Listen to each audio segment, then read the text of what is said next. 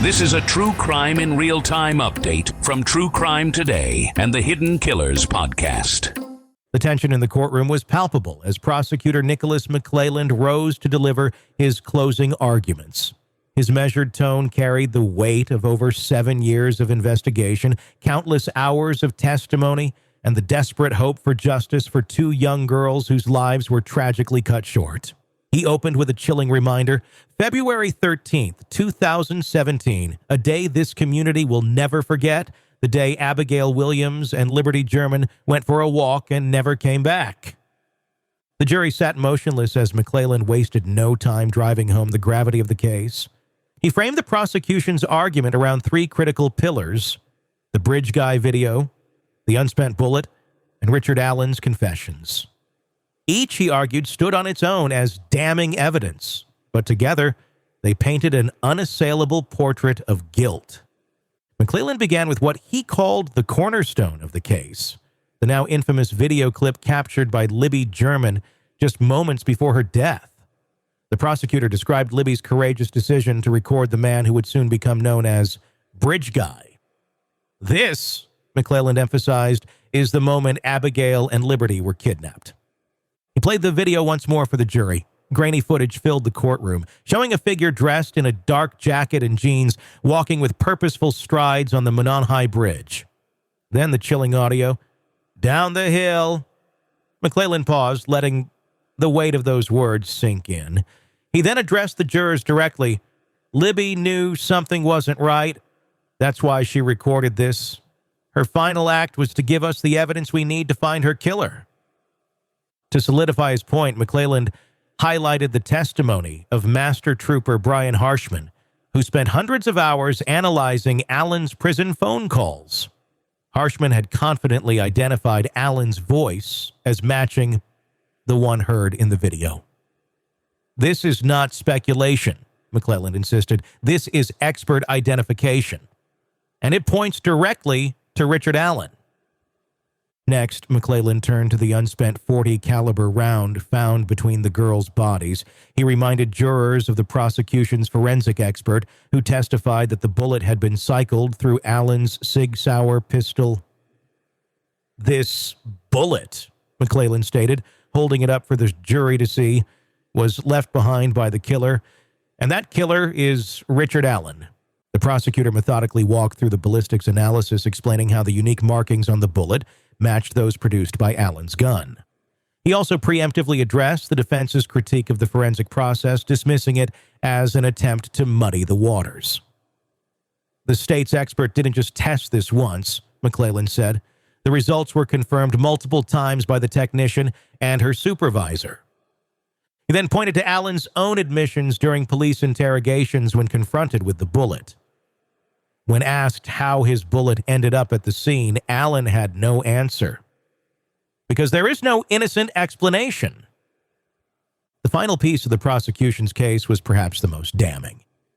Allen's own words. McClelland methodically laid out a series of confessions Allen made while in custody, both to mental health professionals and in recorded phone calls with his wife and mother. He played a recording of one such call.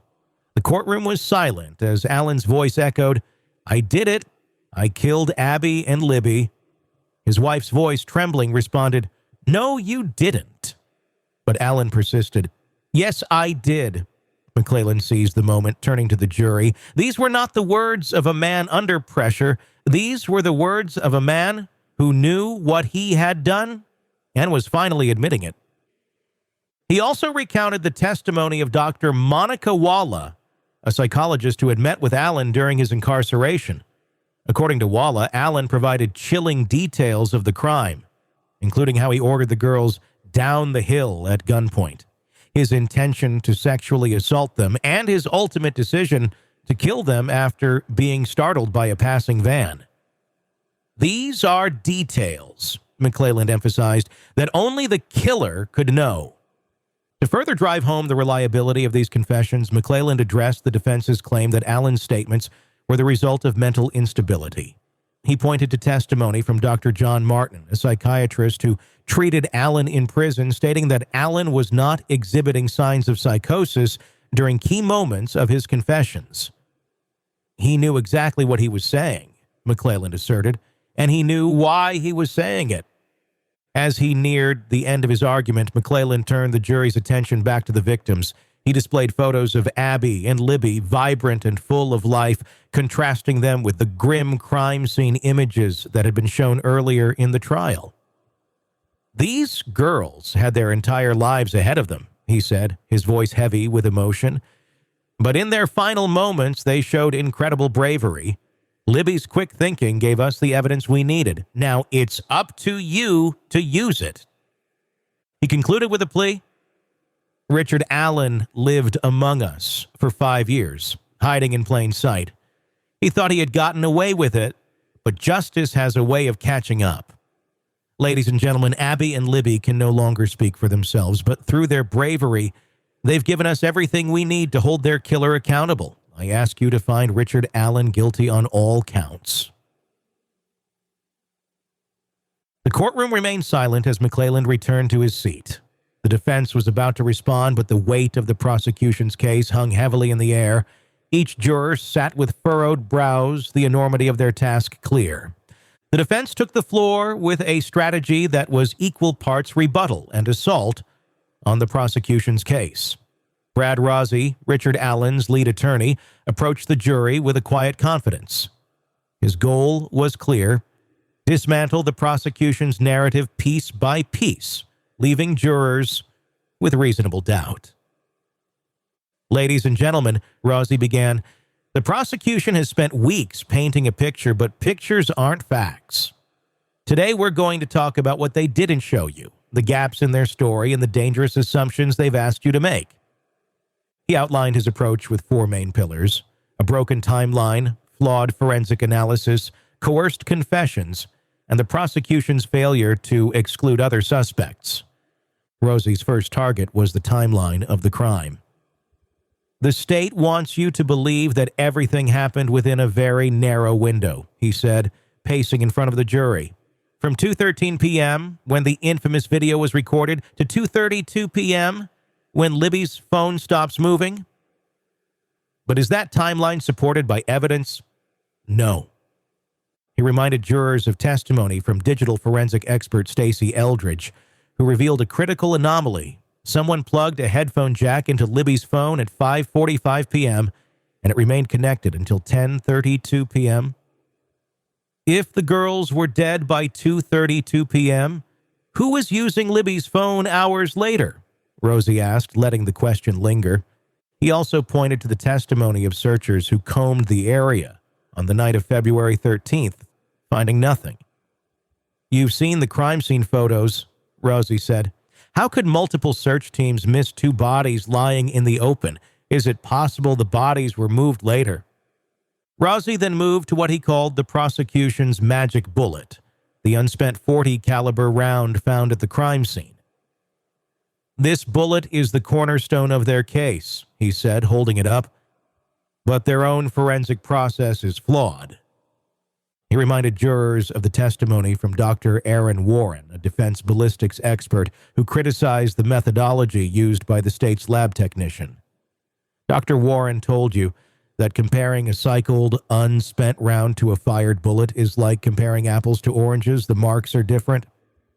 Rossi argued that the prosecution's expert had overstepped, drawing conclusions from inconclusive data. And yet, he added, they want you to believe this bullet ties Mr. Allen to the crime scene. But where's the corroboration? No DNA, no fingerprints, no trace evidence on that bullet, just a questionable match based on subjective analysis. He reminded jurors that another .40 caliber Sig Sauer pistol was owned by Brad Weber, a nearby resident. Did the state exclude Weber's gun? No, Rossi declared. They tested it, but their analysis couldn't rule it out. Rossi then turned to Allen's confessions, which the prosecution had presented as a linchpin of their case. The state would have you believe that these statements are proof of guilt, Rossi said, shaking his head. But what they haven't told you is how these confessions were extracted. He walked the jury through Allen's time in solitary confinement, 13 months of near-total isolation in an 8 by 12-foot cell. The conditions were barbaric, Rozzi said, his voice growing more intense. Mr. Allen was deprived of human contact, natural light, and basic dignity. He was driven to psychosis. Rozzi played a video showing Allen in his cell, naked and smeared with feces. Does this look like a man capable of giving a coherent, reliable confession? He asked, letting the disturbing image hang in the jurors' minds. He highlighted testimony from Dr. Stuart Gracian, an expert on the psychological effects of solitary confinement, who explained that Allen's behavior was consistent with someone experiencing severe mental deterioration. His brain chemistry was altered, Rozzi said. He didn't know what was real anymore. Rozzi argued that Allen's confessions were unreliable, pointing to inconsistencies in his statements and the influence of his mental state. When you hear someone say, "I think I did it," that's not a confession. That's confusion.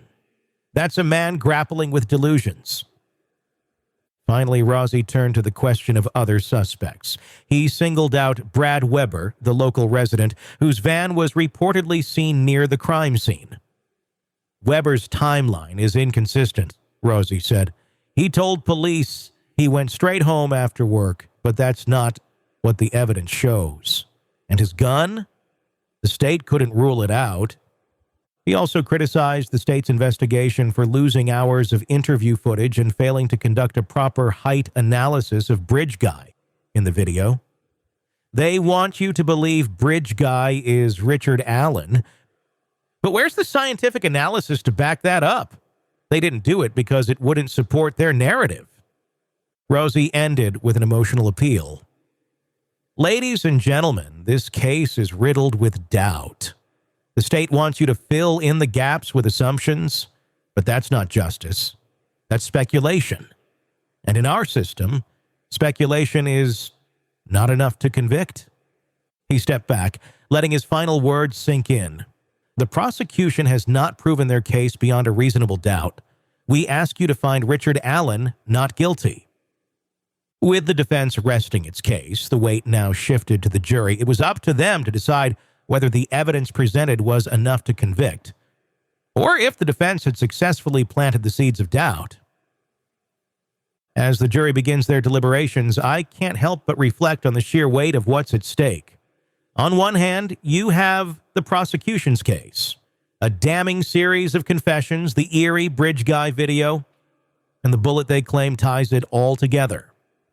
On the other, the defense's fierce attack on every piece of that puzzle, urging the jury to see doubt where the state insists there is certainty. For me, this trial has been a stark reminder of just how fragile and complex the pursuit of justice can be. The confessions are haunting, no question about that, but when you consider the conditions Richard Allen was subjected to, 13 months of isolation, severe mental health deterioration, can we really take his words at face value? The defense makes a strong case that those confessions are as much a product of desperation as they are of guilt. And then there's the bullet. If you listen to the prosecution, it's an open and shut piece of forensic evidence. But the defense pokes some serious holes in that theory.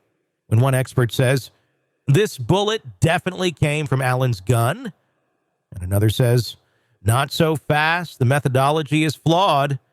How does a jury reconcile that? At the heart of this, though, is the emotional weight. Two young girls full of life had their futures stolen. The prosecution made sure to remind everyone of that. But justice isn't just about emotion. It's about facts, evidence, and certainty. And in this case, there's a lot of uncertainty to go around. So here's the question I'm left with.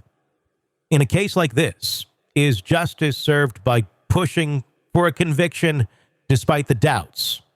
Or does true justice demand we hold the state to an even higher standard, ensuring there's no room for error? That's all for now. We'll keep digging and bringing you the facts. In a world where the darkest secrets lie just beneath the surface. They said it was an accident, but the evidence says otherwise. Where hidden killers roam, unnoticed, in the shadows. I think you would definitely be looking at a blend of toxic very bad narcissistic personality traits, and they will be vengeful and possibly resort to violence. Join Tony Brueski as he uncovers the truth behind the most chilling cases. They said it was an accident, but the evidence clearly says otherwise. Each episode, we dig deep into the minds of those who commit the unthinkable. To your point on narcissism, he thinks in his own mind how witty he is. Yeah. But he lost that jury. I was done with him in 2 minutes. From unsolved mysteries to infamous crimes. Geez, you've just talked about how you've taught yourself how to do everything under the sun. I bet you did a YouTube video, how to best kill somebody with a knife. Hidden Killers with Tony Brueski takes you where few dare to go. How does someone with such a dark secret go unnoticed for so long? With multiple new episodes every single day. We're not just telling stories, we're seeking justice. Listen now on Apple Podcasts or wherever you get your podcasts. Just search for Hidden Killers with Tony Brueski.